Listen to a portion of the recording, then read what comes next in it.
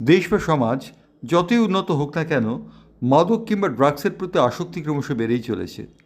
এক শ্রেণীর তরুণ প্রজন্মের মানুষ এই মাদক কিংবা ড্রাগস ব্যবহার করার ব্যাপারে প্রায় রেকর্ড করে ফেলল।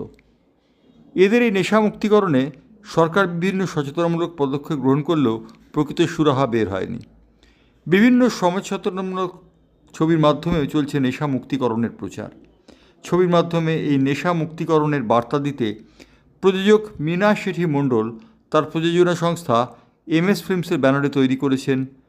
পরিচালক সৌভিক দে ও কে আহমেদের পরিচালনায় শহরের বেশ কয়েকটি প্রেক্ষাগৃহে মুক্তি পেল ক্রেভ ছবিটি।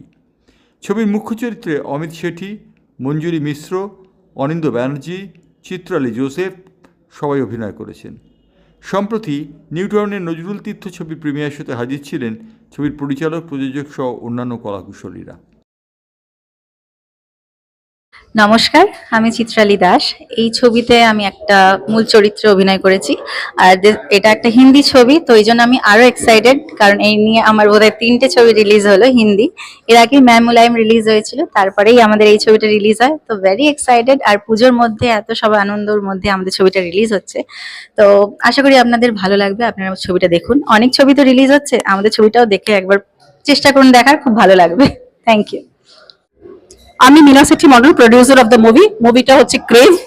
আর এই ক্রেভের যে পুরো যেটা আমরা দেখাতে চাইছি, এটা হচ্ছে অ্যাওয়ারনেস টু দ্য সোসাইটি, যে আজকালকার ছেলেমেয়েরা, আজকালকার যারা জেনারেশন, তারা যে এই ড্রাগস ব্যাপারটাকে নিয়ে টোটাল ব্যাপারটা আমরা দেখাতে চাইছি, যাতে ড্রাগসটা নিলে যে কি ক্ষতি হয়, কি হয়, তাদের ফ্যামিলি পুরো নষ্ট হয়ে যায়, ছেলে মেয়েদের জীবন চলে যায়।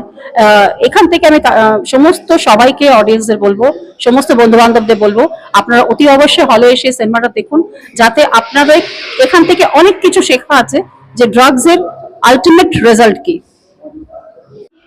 আমার নাম সৌভিক দে। ক্রেভ আমার পুজোতে রিলিজ ছবি। আশা করবো আপনারা দেখতে আসবেন। আপনাদের কেমন লাগলো আশা করবো বাংলা ছবি যেরকম ভাবে আমার অ্যাকসেপ্টেন্স পেয়েছে, হিন্দি ছবি সেরকম ভাবে অ্যাকসেপ্টেন্স পাবে।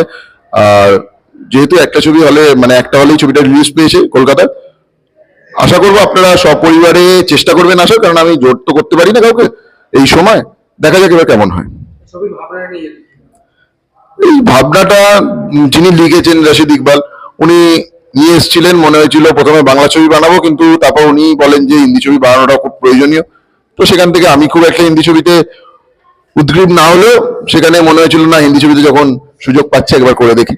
তো সবাই, বোম্বের লোকেরা খুব পোটেনশিয়াল, তারা মনে করে যে তাদের কাজটাই খুব জরুরি, তো তাদের সাথে কাজ করে আমার খুব ভালো লেগেছে। ছবির বিষয়বস্তু যেহেতু ড্রাগস এর ওপর ছবি, সচেতনতার ছবি, যেখানে মানুষ এত পরিমাণ নেশায় ঢুকে পড়ে, সেখান থেকে মনে হচ্ছে যে নেশা মুক্ত করার জন্য যদি কিছু করা যায় আর কি। বেসিক্যালি सबूत तो मिटाना ही पड़ता है।